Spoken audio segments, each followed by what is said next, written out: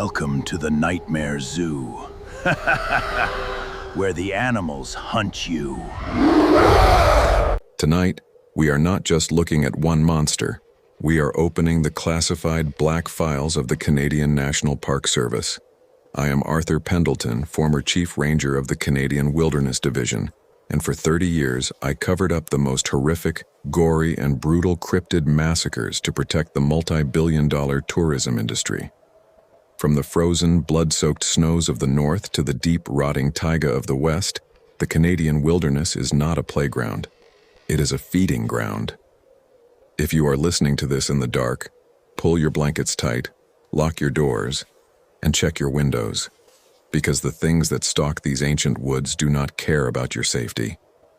Before we descend into the blood and the mud, if you want to uncover more buried truths and terrifying cryptid encounters, make sure to subscribe to the Nightmare Zoo, hit the notification bell, and leave a comment telling us what you think is hunting in your local forests. Now turn off the lights, listen to the howling wind, and welcome to the nightmare. File Mar1, the Wendigo Massacre of Sector 9. My name is Kalen Vance, and I spent 9 years as a senior winter patrol ranger for Parks Canada, specifically assigned to the deep restricted backcountry of Jasper National Park's Sector 9. People think of Jasper as a beautiful, pristine winter wonderland, but those who have never walked the deep, uncharted boreal expanse don't know the truth. The woods up there are ancient, damp, and unnaturally quiet. The canopy is so thick that it blocks out the sun, creating a perpetual twilight gloom even at high noon. It is a place where compasses spin wildly, where GPS signals die, and where experienced hunters refuse to track caribou after the first snowfall. For the first 6 years of my career, I thought the local indigenous legends of the Wendigo were just campfire stories meant to keep people away from the deep trails during the brutal winter months. I was wrong. I was so incredibly, fatally wrong. It started on a freezing, overcast Tuesday in late January. A family of 4, a father, a mother, and their 2 teenage children, had set up a remote off-grid winter camp in the restricted Sector 9 backcountry zone. They were experienced survivalists, fully equipped with heavy-duty cold-weather gear, and had checked in at the visitor center just 3 days prior. When they missed their mandatory satellite phone check-in, dispatch sent me and my rookie partner, a 25-year-old named Liam, to snowshoe in and locate them.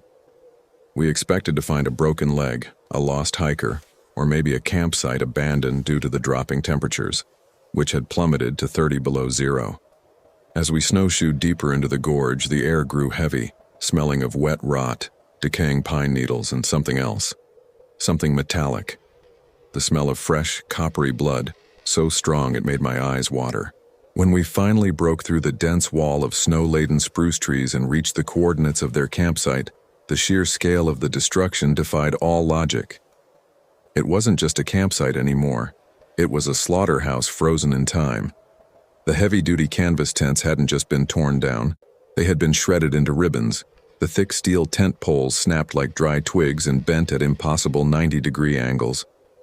The snow around the camp was churned into a bloody, icy slush. And then we saw the family.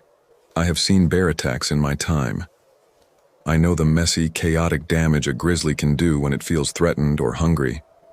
But this was entirely different. This was a brutal, calculated, and impossibly violent massacre. The father's body was found near the fire pit.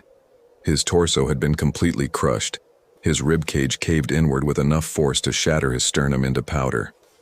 His legs had been torn completely off at the hips, the femurs snapped cleanly, leaving jagged white bone protruding through his torn winter gear.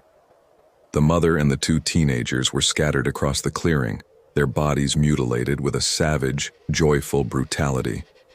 Their limbs were detached from their sockets, and their flesh had been ripped away in massive, jagged chunks, exposing the raw, red muscle and white fat beneath. The snow around the bodies was coated in deep, 12-inch claw gouges, and scattered among the gore were tufts of thick, coarse, grayish-white fur, matted with fresh, bright red blood that had frozen instantly into glittering crimson ice crystals. "Kalen," Liam whispered, his voice trembling so violently he could barely speak. He was staring at the ground, his face pale as a sheet beneath his balaclava. Look at the tracks. I looked down. The snow was stamped with massive bipedal footprints. They were easily 20 inches long, with deep, four-pronged claw marks at the toes. But it was the stride length that made my stomach drop. The tracks were spaced nearly 8 feet apart. Whatever made these prints wasn't walking, it was bounding. It was massive, easily 12 feet tall, and possessed the strength of a freight train. This was no bear. This was a bipedal, muscle-bound nightmare. Before Liam and I could even process the gruesome horror of the scene, the woods went dead silent. The ambient noise of the forest, the rustling branches, the distant caw of a raven, the wind through the trees, vanished instantly. The silence was absolute, oppressive, and heavy. Then, the temperature plummeted. My breath froze instantly on my beard, and the moisture in my eyes began to crystallize. From the dense, shadowy tree line just 30 yards away, the beast emerged. It was a towering, monstrous wendigo, its massive, emaciated frame hunched and corded with thick, sinewy muscle that rippled beneath its matted, grayish-white fur. It stood easily 12 feet tall on its hind legs, its elongated, rotting snout dripping with fresh, bright red gore. Its head was crowned with a massive, jagged rack of antlers that looked like they had been torn from a moose, dripping with black, frozen blood. Its eyes were a glowing, pale, milky yellow, locking onto ours with a terrifying, calculating intelligence. It didn't roar. It didn't charge. It simply stood there, its chest heaving, its massive jaws slightly parted, revealing rows of serrated, yellowed teeth stained with blood. It let out a wet, guttural exhale that sounded horrifyingly like a low, rumbling chuckle. Then, it opened its mouth and spoke. "Please, help us," it whispered. It was the father's voice. Exact. Perfect. "It's so cold out here." "Kaylin, don't move," I whispered, my hand slowly drifting toward the bear mace and the .357 Magnum revolver holstered at my hip. "Back away, slowly." But Liam panicked. He raised his rifle, his hands shaking so violently he couldn't aim. The creature's head snapped toward him with blinding, terrifying speed. It let out a deafening, dual-toned screech that vibrated in my teeth and made my vision blur, and then it lunged. It covered the 30 feet in less than a second. Its massive clawed hands swept out, grabbing Liam by the shoulders. I heard the sickening, wet crunch of his collarbones shattering, followed by the sharp crack of his spine. He didn't even have time to scream. The creature hoisted his 180-pound body into the air as if he weighed nothing more than a rag doll. It opened its jaws and clamped them down on his torso. I watched in paralyzed, screaming horror as it shook its massive head, ripping his torso completely in half. Blood and frozen viscera sprayed across the snowy ground, painting the spruce trees in a macabre, glittering red mist. The creature then dropped Liam's mangled, bleeding halves to the ground and began to gorge itself, tearing strips of flesh from his chest with its massive, yellowed teeth. I didn't think. I just reacted. I drew my revolver and fired 3 blind shots directly into the creature's chest. The bullets punched into its thick, matted fur, but it barely flinched. It dropped Liam's remains and turned its glowing yellow eyes toward me. It took a step forward, its massive claws sinking deep into the snow. I fumbled with my belt, unclipping a high-intensity magnesium flare, striking the cap, and throwing it directly at the beast's face. The blinding, white-hot phosphorus exploded in its eyes. The creature let out a shriek of pain, throwing its massive hands up to cover its face, giving me the 3 seconds I needed to turn and sprint blindly into the dense, unforgiving woods. I ran until my lungs burned, until my legs gave out, and until the sun began to set. I didn't stop until I reached the paved highway, where I collapsed, sobbing, covered in mud and Liam's blood. When I finally made it back to the Regional Parks Canada headquarters, I expected a massive tactical response. I expected the RCMP, the military, a full-scale manhunt. Instead, I was met by Director Sterling and 2 men in crisp, unmarked dark suits. They didn't send a rescue team. They didn't call the coroner. They took my gun, confiscated my radio, and sat me down in a sterile, windowless briefing room in the basement of the station. Director Sterling poured me a glass of water, his face completely devoid of emotion. One of the men in suits slid a thick, heavily redacted non-disclosure agreement across the metal table. "Kalen," Sterling said, his voice cold and flat. "You suffered a severe psychological breakout there. The stress of the job, the isolation, the extreme cold. It happens. The family was attacked by a rogue, unusually large grizzly bear. Liam was killed in the crossfire. That is the official narrative." I stared at him, my hands shaking, my mind fracturing. "A bear? Sterling, it was 12 feet tall. It was a wendigo. It tore Liam in half. I shot it. The tracks, the fur, the sheer size of it." "Kalen," the man in the suit interrupted, his voice smooth and threatening. "There is no wendigo. There is only a bear. If you sign this document, you will receive a full expedited medical pension, a quiet transfer to a desk job in Ottawa, and your family will be taken care of. If you refuse, you will be fired, stripped of your credentials, and immediately transferred to a state psychiatric facility for severe, stress-induced psychosis. Furthermore, your family will be cut off from all financial support and you will be buried in federal litigation for the rest of your life." I looked at Sterling. I looked at the men in suits. I realized then that Parks Canada knew exactly what was living in the deep canyons of Sector 9. They weren't trying to protect the public. They were protecting the park's multi-billion-dollar tourism value, protecting the country's reputation, and actively managing the perimeter to keep the creature's feeding grounds undisturbed. They were letting a monster hunt in the dark to keep the money flowing. I picked up the pen. I signed the paper. I took the transfer. But I am done keeping their secrets. I am leaking this story because the public deserves to know that the deep woods of Jasper are not safe, and the people in charge are letting a monster butcher innocent people in the dark. File number 2. The Werewolf Massacre of Blackwood Ridge. My name is Elias Thorne, and I spent a decade as a senior wilderness ranger in the remote backcountry of Banff National Park before I handed in my badge and walked away from the only career I ever loved. I have tracked wounded elk through blizzards, pulled drowning tourists out of freezing rivers, and treated rattlesnake bites in the middle of nowhere. I thought I had seen the absolute worst nature had to offer, but nothing in my training could have prepared me for the macabre slaughterhouse I stumbled upon in the restricted depths of the Blackwood Ridge sector. The woods up there were wrong. The birds didn't sing, the wind didn't blow, and people who went in simply ceased to exist. When a group of 4 elite, highly experienced trail runners failed to check out of the northern trailhead, my partner, Chloe, and I were ordered to hike in and locate them. We expected to find a broken leg, a lost hiker, or maybe a tragic fall. We did not expect to find a massacre. The first thing that hit us was the smell.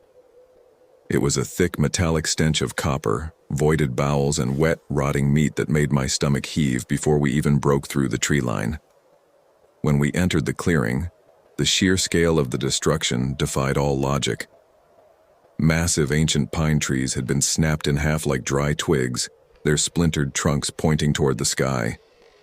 The ground was churned into a muddy, blood-soaked crater. And then we saw them. The 4 trail runners were scattered across the clearing, but they weren't just dead. They had been utterly obliterated. I have seen bear attacks, and I know the messy, chaotic damage a grizzly can do. But this was different. This was surgical, brutal, and impossibly violent. The victims had been torn apart with such immense raw force that limbs were completely detached from their sockets. Torsos had been cracked open like walnuts, ribs splayed outward, with massive, jagged bite marks that had completely crushed the bone. The mud around the bodies was coated in deep 12-inch claw gouges, and scattered among the gore were tufts of thick, coarse, silver-black fur. This was no bear. This was a bipedal, muscle-bound nightmare that stood at least 9 feet tall, possessing the strength of a freight train and the savagery of a starving wolf. Before Chloe and I could even process the gruesome horror of the scene, the woods went dead silent. The ambient noise of the forest vanished, replaced by a low, guttural vibration that I felt in my chest before I heard it with my ears. From the dense, shadowy tree line, the beast emerged. It was a towering, monstrous werewolf. Its massive shoulders hunched and corded with thick, sinewy muscle. Its fur was matted with fresh, bright red blood, and its elongated lupine snout dripped with gore. It didn't roar or charge.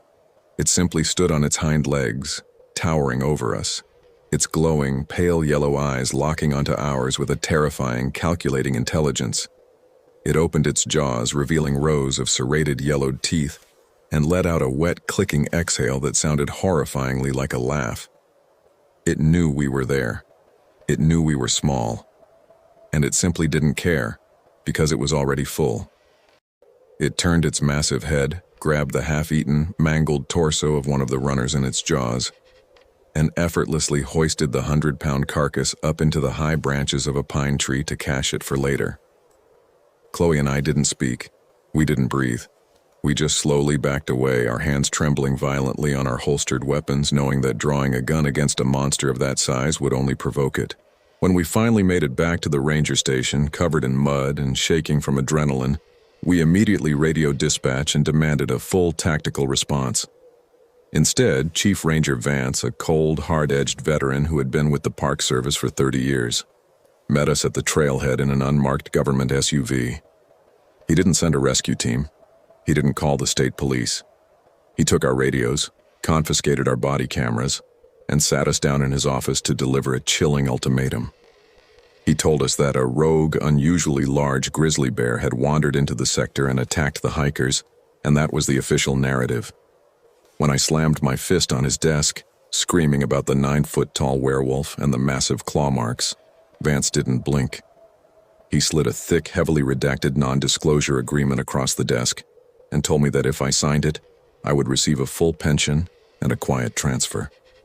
If I refused, I would be fired, stripped of my credentials, and potentially institutionalized for stress-induced psychosis. He made it clear that the Park Service knew exactly what was living in the deep woods, and they were actively managing the perimeter to keep the public out. Not to protect the people, but to protect the land's tourism value and keep the creatures' feeding grounds undisturbed. I signed the paper. I took the transfer. But I am done keeping their secrets.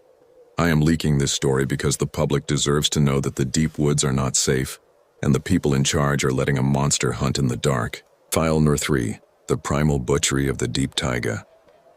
My name is Sarah Jenkins, and I was a search and rescue team lead for the Pacific Rim National Park Reserve on the rugged, unforgiving coast of Vancouver Island.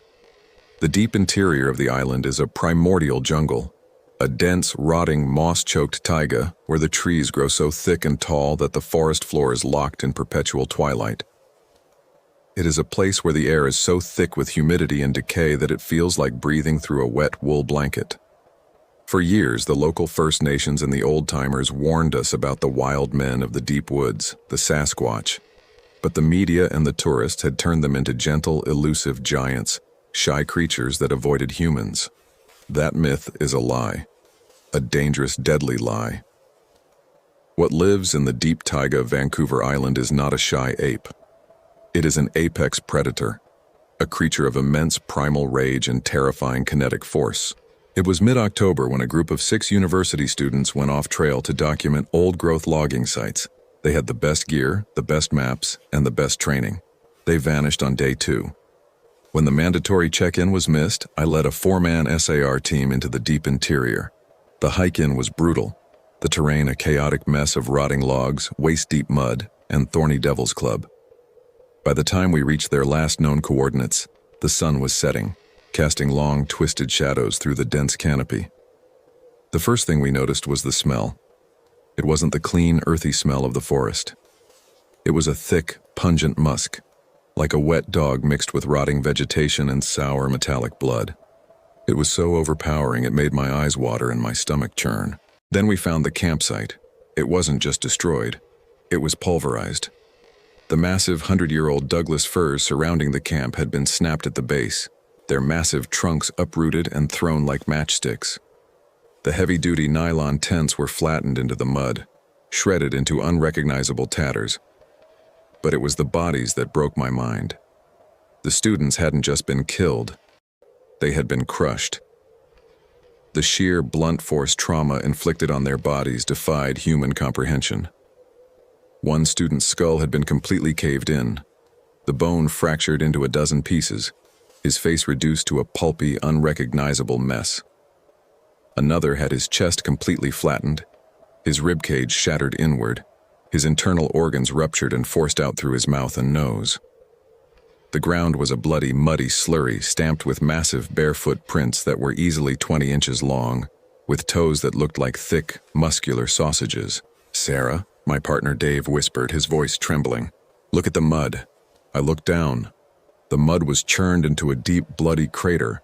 In the center of the crater lay the remains of the group's lead hiker. His body had been twisted, his spine snapped cleanly in half, his legs bent at impossible, unnatural angles. His arms had been ripped completely out of their sockets, the shoulder joints completely dislocated, the thick, heavy winter jacket torn to shreds. This was no animal. A bear mauls and bites.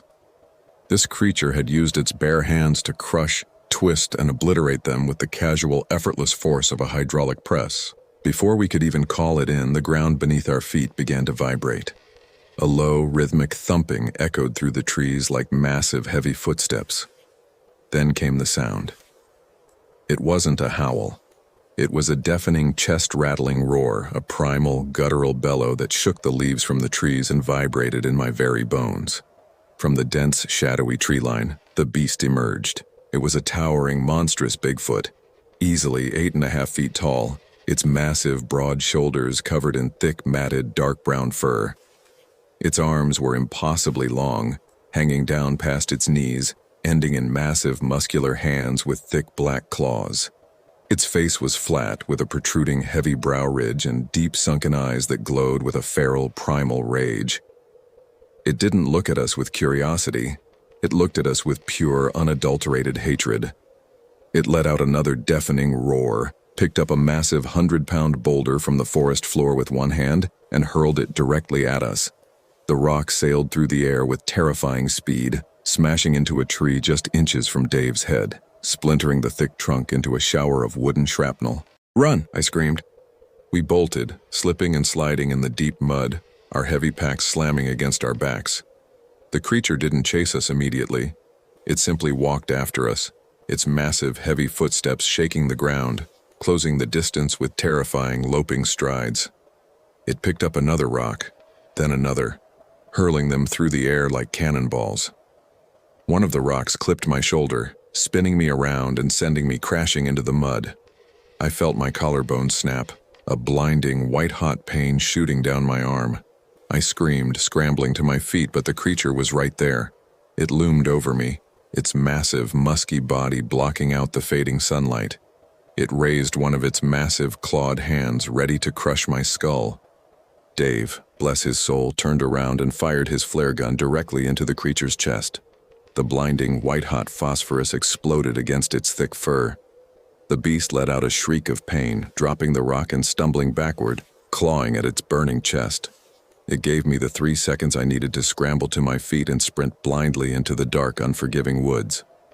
We ran until our lungs burned, until our legs gave out, and until the sun began to rise. When we finally made it back to the ranger station, covered in mud and blood, I expected a massive tactical response. Instead, I was met by the regional director of the Canadian Wildlife Service and 2 men in crisp, unmarked dark suits. They didn't send a rescue team. They didn't call the coroner. They took our gear, confiscated our radios, and sat us down in a sterile, windowless briefing room. "Sarah," the director said, his voice cold and flat, "you suffered a severe psychological breakout there. The stress of the job, the isolation. It happens. The students were killed in a tragic accidental rock slide. Dave was injured in the fall. That is the official narrative." I stared at him, my hand shaking, my mind fracturing. "A rock slide? It was a Bigfoot. It threw rocks at us. It crushed them with its bare hands." "Sarah," the man in the suit interrupted, his voice smooth and threatening.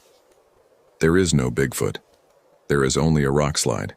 If you sign this document, you will receive a full, expedited medical pension, a quiet transfer to a desk job in Victoria, and your family will be taken care of. If you refuse, you will be fired, stripped of your credentials, and immediately transferred to a state psychiatric facility for severe, stress-induced psychosis." I looked at the director. I looked at the men in suits. I realized then that the Canadian Wildlife Service knew exactly what was living in the deep taiga of Vancouver Island. They weren't trying to protect the public. They were protecting the park's multi-billion-dollar tourism value, protecting the country's reputation, and actively managing the perimeter to keep the creature's feeding grounds undisturbed. They were letting a monster hunt in the dark to keep the money flowing. I signed the paper. I took the transfer. But I am done keeping their secrets. I am leaking this story because the public deserves to know that the deep woods of Vancouver Island are not safe, and the people in charge are letting a monster butcher innocent people in the dark. File number 4, The Cult of the Cursed Woods. My name is Marcus Webb, and I spent 7 years as a Bureau of Land Management ranger in the deep, restricted logging sectors of the Canadian Shield, near the remote, uncharted border of Quebec and Ontario. People think of the Canadian Shield as a barren, rocky wasteland, but when you are 30 miles from the nearest paved road, trapped in a narrow, shadowed gorge where the sun only hits the bottom for 20 minutes a day, you are standing in a place where ancient, malevolent things have hunted for millennia. The locals, the old trappers, and the indigenous elders warned us about the cursed woods, a place where the trees grew twisted and black, and where the air smelled of sulfur and rotting meat. They told us about the goat man, a bipedal horned nightmare that didn't just hunt but sacrificed. I thought it was just a myth. I was wrong. It was late October when a crew of 4 veteran loggers went into the deep, restricted sector to clear a path for a new logging road. They had the best equipment, the best training, and the best maps. They vanished on day 3. When the mandatory check-in was missed, I led a 3-man SR team into the deep interior. The hike-in was brutal. The terrain a chaotic mess of jagged rocks, waist-deep mud, and thorny, blackened brush. By the time we reached their last known coordinates, the sun was setting, casting long, twisted shadows through the dense, blackened canopy. The first thing we noticed was the smell. It wasn't the clean, earthy smell of the forest. It was a thick, pungent musk, like wet goat fur mixed with sulfur and sour, metallic blood. It was so overpowering it made my eyes water and my stomach churn. Then we found the campsite. It wasn't just destroyed. It was a ritualistic slaughterhouse. The heavy-duty logging equipment hadn't just been broken. It had been crushed inward, the thick steel frames twisted like wet paper towels. Inside and scattered across the blackened mud were the remains of the 4 loggers, but they hadn't just been killed. They had been meticulously, sadistically unmade. Their limbs had been snapped at the joints with enough force to shatter the femurs into powder, the jagged bone ends protruding through their torn winter gear. But it was the mutilations that made my mind fracture. The victims had been flayed with surgical, almost artistic precision. Their skin peeled back in perfect, continuous spirals and draped over the blackened, twisted trees like grotesque tapestries. The mud was churned into a bloody slush, and embedded deep in the rock were massive cloven hoof prints that were easily 8 inches long, accompanied by the distinct barefoot prints of a human that were far too large and possessed toes that pointed backward. This was no mountain lion, and it was no cartel execution. This was a goatman, a creature of pure, ancient malice that had played with them, savoring the terror before consuming their flesh. Before my partner, Mateo, and I could even process the gruesome horror. The sound of shifting, cracking bones echoed off the narrow canyon walls, sounding like a bag of dry branches being snapped in half. From the shadows of a high overhanging ledge, the creature dropped. It was a towering, emaciated nightmare, easily 8 feet tall, but it moved with a jerky, unnatural, spider-like grace.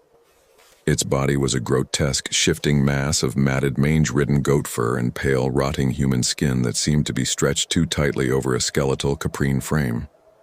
Its head was a horrifying hybrid, possessing the elongated, rotting snout of a goat, but crowned with a pair of massive, jagged, curling horns, and its jaw unhinged to reveal rows of needle-like yellowed teeth. Worst of all, it was holding a rusted, blood-soaked logging axe in one of its massive, clawed hands. It didn't roar. It simply tilted its head, inhaled the freezing air, and let out a sound that stopped my heart. It was mimicking the exact, terrified, gurgling death rattle of the man whose face it was wearing. The creature moved with a blurring, impossible speed, its elongated, multi-jointed arms sweeping out like scythes. It grabbed Mateo by the throat, its massive backward-bending claws punching straight through his tactical vest and into his collarbone. With a sickening, wet crunch, it snapped his neck like a dry twig and tossed his limp body into the canyon wall. Then it lunged at the rest of the SAR team. It didn't just kill them. It tore them apart with a savage, joyful brutality. I watched in paralyzed horror as the creature clamped its massive jaws onto the chest of our SAR medic, shaking its head with the force of a hydraulic press, ripping his sternum and ribs clean out of his body in a spray of hot, red arterial mist. Blood and frozen viscera sprayed across the blackened sandstone, painting the walls in a fresh, macabre mural. The creature then looked directly at me, its glowing pale yellow eyes locking onto mine beneath the stolen human face, and it smiled. It raised a blood-soaked, clawed hand, pointed at me, and spoke in Mateo's exact voice. "Run, Marcus," it whispered, the sound vibrating in my skull. "The hunt is more fun when they run." I bolted, scrambling up the narrow, treacherous rock face, my fingernails tearing off as I clawed my way out of the cursed woods. I didn't stop running until my lungs burned and my legs gave out, eventually collapsing near our base camp just as the sun began to set. When I finally made it back to the regional command center, shivering and covered in blood that wasn't mine, I expected a massive federal manhunt. Instead, I was met by the regional BLM director and 2 men in unmarked suits. They didn't send a tactical team. They didn't call the state police. They sat me down in a sterile, windowless briefing room and delivered a chilling ultimatum. They told me that the loggers had been involved in a massive, illegal drug smuggling operation, and that a rival cartel had ambushed and executed them, using feral desert hogs to mutilate the bodies to send a message. They told me that the monsters I saw were hallucinations brought on by severe heat stroke, dehydration, and the psychological trauma of finding my friends murdered. When I slammed my fist on the table, screaming about the 8-foot-tall goatman and the massive claw gouges, the director didn't blink. He slid a thick, heavily redacted non-disclosure agreement across the desk and told me that if I signed it, I would receive a full medical pension and a quiet discharge. If I refused, I would be transferred to a federal psychiatric facility for the rest of my life, and my family would be cut off from all financial support. I looked at his cold, dead eyes, realized he was completely serious, and signed the paper. They didn't just cover it up, they erased it. A week later, a local news outlet reported that the BLM was conducting controlled ecological burns to clear out invasive tumbleweeds and brush in Sector 9. I knew the truth. They were burning the canyon to the ground, using military-grade thermite to incinerate the blood, the bodies, and the massive claw prints, melting the sandstone to bury the evidence forever. I thought that was the end of it. I thought I was safe as long as I stayed away from the desert. But 3 days ago, I was transferred to a secure medical facility in Phoenix to recover from the severe lacerations on my hands and the deep psychological trauma. I was lying in my hospital bed, staring at the ceiling when the door opened and a nurse walked in to check my IV. She smiled at me, but her smile stretched just a fraction too wide, revealing too many teeth. She reached out to adjust my blanket, and I saw that her fingers had an extra joint bending backward at a sickening, unnatural angle. She leaned in close, her breath smelling of copper and rotting meat, and whispered in Mateo's exact voice, "We told you the hunt was more fun when they run, Marcus. Now it's time to visit your wife and kids." I'm writing this now from a locked room, and I can hear the heavy, wet footsteps of something massive pacing just outside my door. Thank you for surviving another descent into the dark with the Nightmare Zoo. If this story made you pull your blankets tighter tonight, if it made you wonder what is hiding just beyond the edge of the tree line, then do me a favor and hit that subscribe button, because trust me, you are going to want to be here when we uncover the next buried nightmare. Ring the notification bell too, because some stories are so dangerous we can only tell them once. Leave a comment below and tell me, do you think the government is burning evidence of cryptids in your local forests? Or is this just the tip of the iceberg? Sleep well tonight if you can, and remember, when the authorities tell you it was just a bear attack, they might just be trying to hide the teeth marks of something much, much worse. This is the Nightmare Zoo signing off, but don't worry. We'll be watching you.